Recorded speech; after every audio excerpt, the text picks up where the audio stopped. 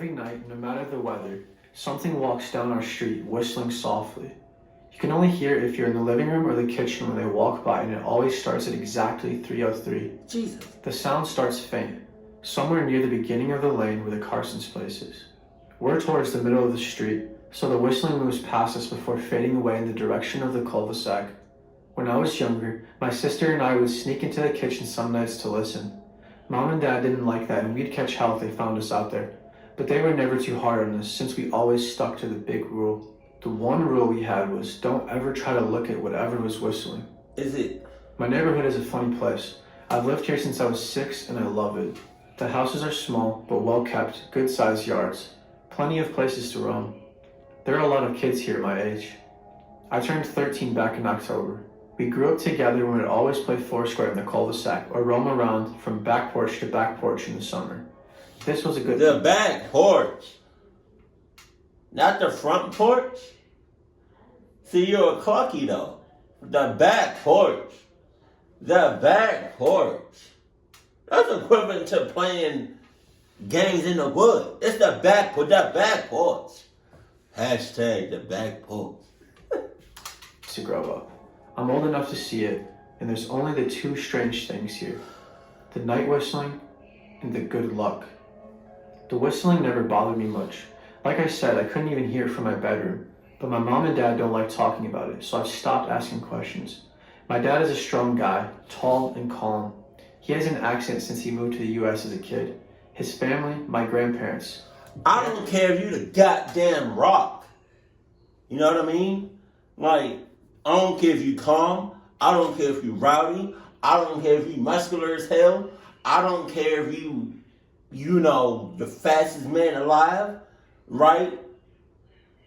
I don't care if you're the greatest fighter ever. I don't care if you're not scared of nothing.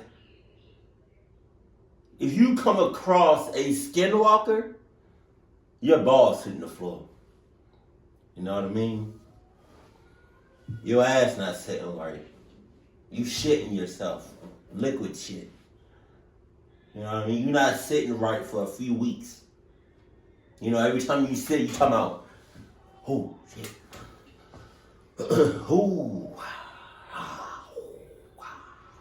Hold on. No, I don't got no hemorrhoids. Just hold on.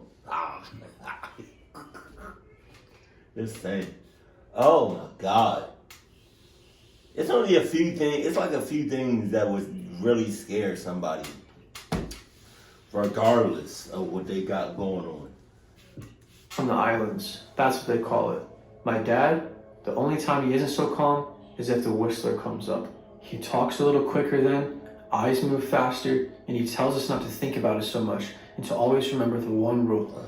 The one big rule. Don't try to look outside when the whistler goes past. Not that we could look even if we wanted. See, there are shutters on the inside of every window, thick pieces of heavy canvas that pull down from the top and latch to the bottom of the window frame. Each latch even has a small lock, about the size of what you'd find in a diary. My dad locks these shutters every night before we all go to bed and keeps the key in his room. My mom? I don't know what she thinks about the whistling. I've seen her out in the living room before at 3:03 when the sound starts. I could see it. Dad, what? Were you not supposed to go, but she in there sitting comfortably?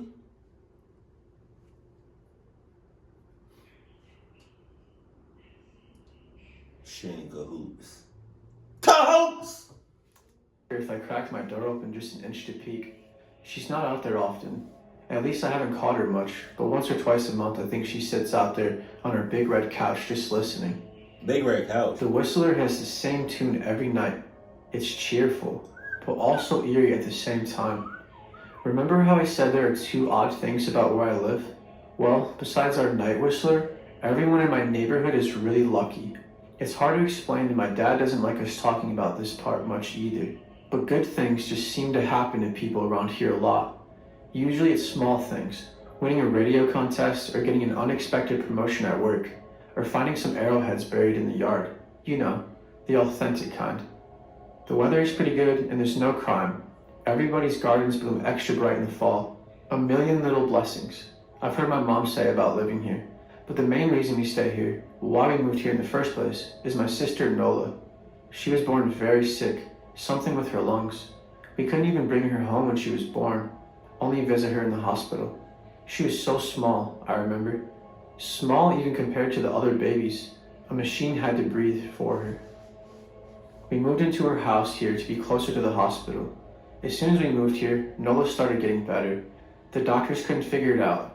They chalked it up to whatever they were doing, but we all could tell. They were so confused. My parents...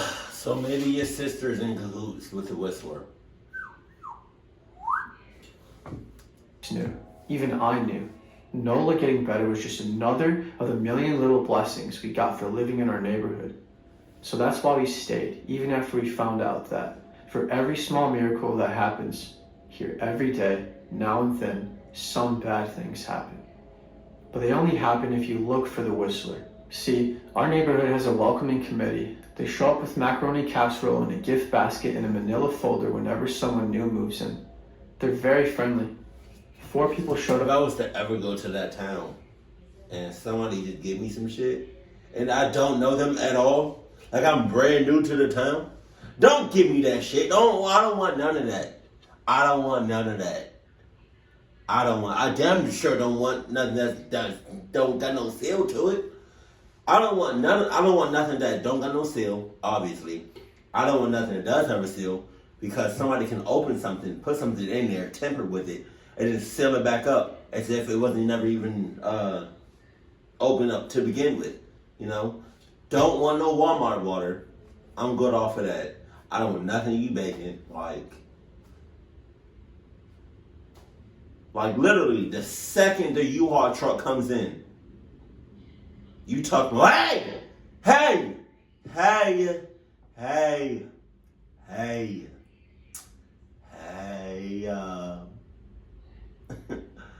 just can't help but notice, right, you know, that y'all are moving in. What? No, I wasn't already outside looking and scoping around to see who knew. No, I was just, checking my mailbox. I just saw y'all. I just wanted to give y'all, some macaroni, salt and pepper, cheesecake, PlayStation 17, Adidas 16. That's 16,000. Okay, well, come on. When we moved in 7 years ago, the committee made small talk and gave me a Snickers bar. Snickers? We took turns holding Nola. It was her first week out of the hospital, so they were extra careful. Snickers? I'm a Twix man myself. Hold on now. Right side, the right side, and the right side is the best side. Then the committee asked to speak to my parents in private, so I was sent to my room where I still managed to hear nearly every word. The welcoming committee told my parents about how nice the neighborhood was, really exceptionally, hard to explain kind of nice. And then they told my parents about the even harder to explain whistling that happened every morning at 3:03 and ended at the tick of 3:05.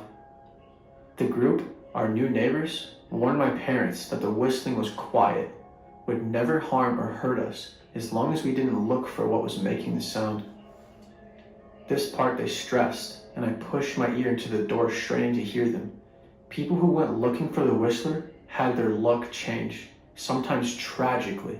A black cloud would hang over anyone that looked. Anything that could go wrong would. The manila envelope the committee brought over contained newspaper clippings, stories about car crashes and ruined lives, public deaths and freak accidents. Not everyone dies. I heard the head of the committee tell my dad, but the life goes out of them. Even if they live, there's no light in them ever again. Jesus. No presence. My mom, I could tell she wasn't taking it seriously. She kept asking if this was some prank they planned new neighbors. At one point my mom got angry, accused the committee of trying to scare us out of the new home. She even asked them if they were racist on account of my dad being from the islands. My dad calmed her down, told her he could tell our new neighbors were sincere and they were just trying to help us. He explained that he grew up hearing these kinds of stories from his mom and that he knew there were strange things that walked among us. Some of those strange things were good and some of them were bad, but most were just different. After the committee left, Dad went out to the hardware store, bought the canvas blinds, the latches, and the locks, and installed them on every window in the house after dinner. That first night in our new house, I crept out of my room at 3 a.m., only to find my dad sitting on the living room couch, holding my baby sister. My dad held up his finger in a shh motion, but patted the couch next to him. I sat and we waited. At exactly 3:03, we heard the whistling. It came and it went, just like our neighbors said. The whistling returns each night, and we never look, and we enjoy our million little blessings each day. Nola breathes on her own, and she's grown into a strong, clever girl. My dad even joined the welcoming committee. We don't get new neighbors often. Why would anyone want to leave? But when a new family moves in, my dad and the committee bring the macaroni casserole, a gift basket, and the manila folder. I can always tell by the look on my dad's face when he comes back if the family took the committee seriously, or if we'd be getting new neighbors again very soon. Not long ago, a family moved in directly next to us. The previous owner, Miss Maddie, passed away at the age of 105. She lived a good life, a long life. Our new neighbors seemed like they'd fit in just fine. They believed in the welcoming committee, took my dad's advice about the locking shutters since they had a... They really got that? Welcoming committees? Is that a thing? I always saw that like on movies and TV shows. I didn't think that shit was real. A welcoming committee? I'm good. I'm alright. I'll find my way around. Oh no, that sounds sus. Child of their own. Whatever newspaper clippings were in that manila envelope, whatever evidence, my dad never let us see. But I imagine it must have been awfully convincing since our neighbors got along with no issues for the first month. One night, when our new neighbors had to leave town, they sent their son, Holden, to stay with us. Oh. He was 12, a year under me in school. I didn't know him well before that night, but as soon as his parents dropped him off after dinner, I could tell it was going to be a bad time. Do you know who was always out there whistling every night? Holden asked the moment the adults left the room. The three of us were sitting in the den, some Disney movie playing idly on the television. My sister and I exchanged a glance. We don't talk about that, I said. I think it's that weirdo that lives in the big yellow house in the corner, Holden said. Mr. Tolles? My sister asked. No way, he's really nice. Holden shrugged. Must be a psycho killer then. Nola tensed. We don't talk about it, I repeated. Let's go in my room and play Nintendo. We spent the next few hours playing video games, eating popcorn, and then watching movies. A typical sleepover, but I could see Holden was getting antsy. After my parents had wished us a good night, locked the blinds, and gone to bed, Holden stood up from his beanbag and walked over to where Nola and I were sitting on my bed. Have you ever even tried looking, he asked. It's nearly time. Like most sleepovers, we conveniently ignored any suggestion of a bedtime. I was shocked to see he was right. It was almost 3 a.m. I sighed. We don't... See, I can't even try to look because my dad locks the blinds every night and hides the key. He continued ignoring me. So does our dad, said Nola. No, replied Holden. No, he doesn't. You saw him do it, I said, a little sharper than I meant to sound. Holden grinned. Your dad locks the blinds, yeah, but he doesn't hide the key. He keeps it right on his normal keychain. Well, if it seems like you about that life. So if you about that life, then by all means, my brother. Oh, God, I don't condone this, but it seems like you about that life. So, if you want,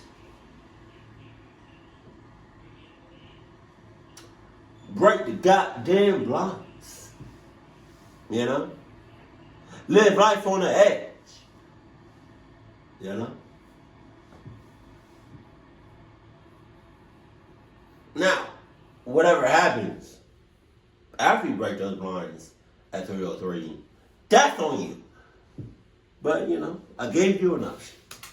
So, I asked, worried I already knew what he would say next, because I had noticed that my dad didn't bother hiding the key anymore after all these years, because he knew we took it seriously. So, after your dad locked up, before your parents went to bed, I went to the bathroom, and on my way, I may have peeked into the room, and I may have seen your dad's keychain on his nightstand, and I maybe went and borrowed the key to the blinds. Nola and I stared, and his grin only grew wider.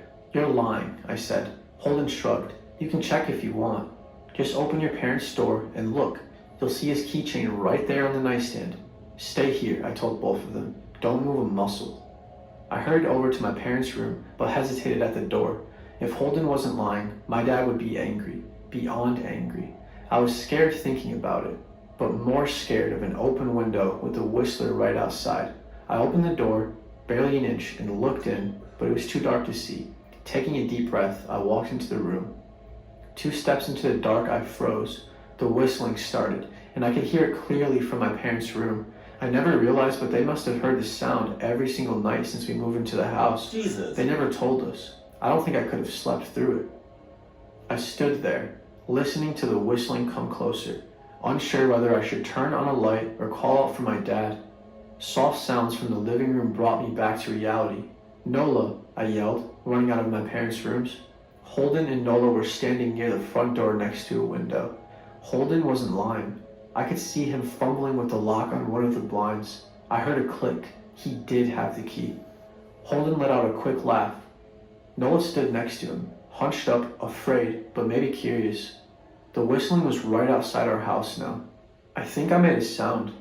I can't remember. Time felt frozen. Clock hands nailed to the face, but I found myself moving. I'm not fast. I've never been athletic. Somehow, though, I covered the space between myself and Nola in a moment. My eyes were locked on her, but I heard Holden pull the blind all the way down so it could release. I heard the snap of it start to raise, and I heard the whistling just on the other side of the window. But I had my arms around Nola, and I turned us so she was facing away from the window. At the same time, I jammed my eyes shut. The blind whipped open. The whistling stopped. I felt Nola shaking in my arms. "Don't look, okay?" I told her. "Don't turn around." We were positioned so that she was facing back towards the hallway and I was facing towards the window. My eyes were still closed. I felt her nod into my shoulder. I reached out with the arm not holding Nola and tried to touch Holden. My hand brushed against his arm. He was shaking worse than Nola. "Holden?" I asked. I reached past him and gingerly felt for the window. Eyes still sealed shut. The glass was cold against my fingertips. Colder than it should have been for that time of year. I moved my hand up the window, searching for the string to the blind. The glass began to get warmer the further I reached, and there was a gentle hum feeding back into my fingertips. Oh, God. I tried not to think about what might be on the other side of the window. Finally, I touched the string and yanked the blinds shut. I opened my eyes. In the dim light leaking out from the kitchen, I could make out Holden, pale and small, staring at the now closed window. "Holden?" I asked again. He turned towards me and screamed. Everything became a flurry of motion.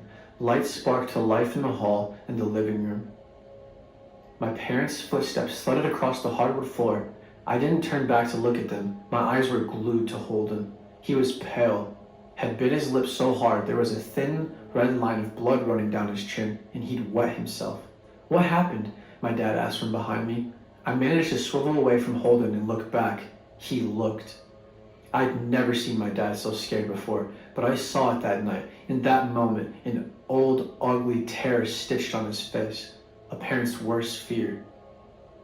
"Just Holden?" he mouthed to me. I nodded yes. My dad let out a breath. He looked so relieved I nearly expected him to cheer. But then he turned to Holden and my dad's face changed.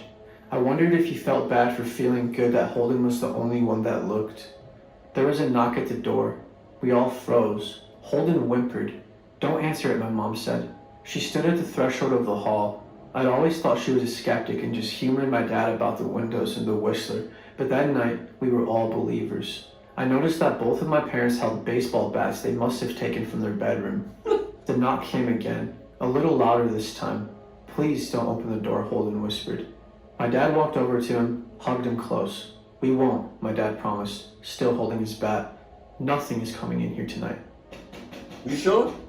This time, the knocking was loud enough to rattle the door. Holden screamed again, and Nola clutched her arms around my neck. My mom came over and knelt down next to us, wrapping my sister and me close. "Call the police," my mom whispered to my dad. The knocking instantly stopped. My dad looked over his shoulder at us. "Do you think—" He was cut off by frantic knocking that trailed off to a polite tap sound. "Police!" Something said from the other side of the door.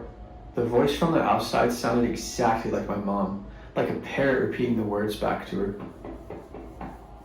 My mom pulled us closer. Police. My ass. Please stop, I heard her whisper. I don't think calling them will help, my dad said. How will we know when they're the ones at the door? The knocking came back harder than before. The door shook, then it stopped. After a long moment, I heard the knocking again, but it was coming from our back door. We all turned together towards the back door, but the knocking immediately returned to the front door. Front to back, back to front. Loud then quiet, then loud again. Suddenly, the sound was coming from both doors at once. Big, heavy blows like a sledgehammer. Then something started rapping against all of the windows in the house, then the walls.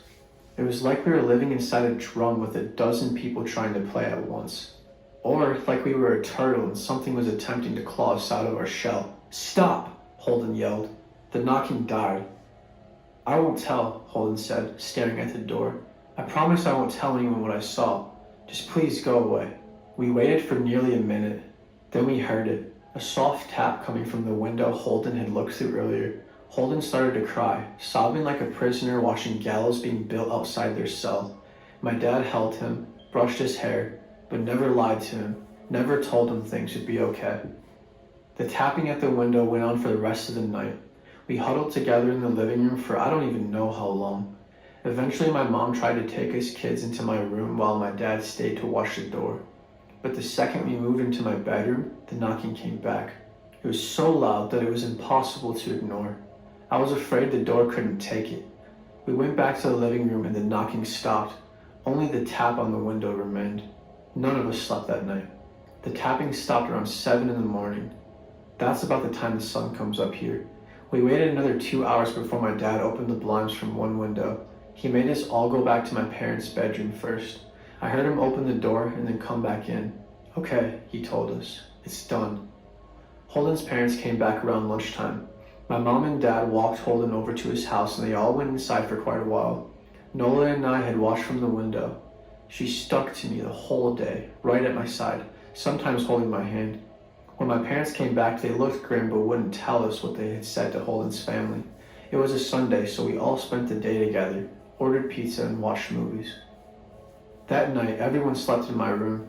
Nola and my mom in the bed with me, and my dad in the chair he'd pulled over. There was no knocking that night or any night since. We didn't see much of Holden or his parents for the rest of that week, but by Thursday there was a moving truck in their driveway. Nola and I watched them packing up the whole afternoon after school. What sticks with me the most is how tired Holden and his parents looked. All three had the same pallor, grim mouths, and lightless eyes. Even from across the street, I could tell something was very wrong. Holden and his family were gone before sunset. I remember what the original welcoming committee said to my parents when we moved in.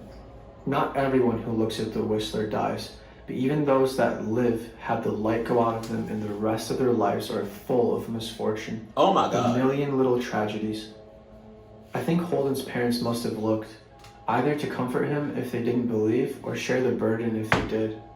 I watched Nola some days, happy and young and alive, and I wonder if I'd been slower, if she'd look out the window that night. Would I have looked too, to comfort her, to share the burden? I'm glad I don't have to find out though.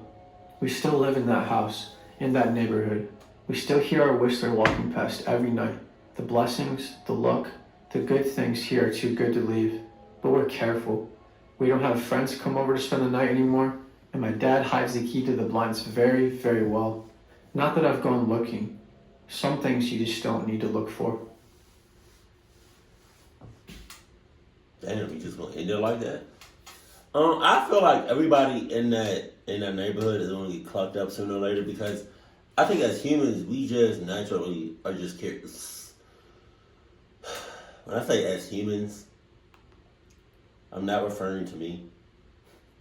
I'm just saying some humans are, a good majority, like 99% of humans are curious. And so curiosity, got them clucked up. Damn, that shit's crazy. So like, if you look at it, you either die or you spend the rest of your life with misfortune, unluck. Wow. That's crazy. I think I would rather just, yeah. Is it Kenshi? Kenshai? What's his name? Oh, Ripshi? Ripshai? I do not know how to say your name. Ripshai? Or Ripsh? I don't know. But yo, yeah. This is my first time. I got a couple like suggestions, recommendations that I react to his channel. So this is the first video that I'm doing of his. So let me know if you want me to do more. I kind of like his style. It's similar.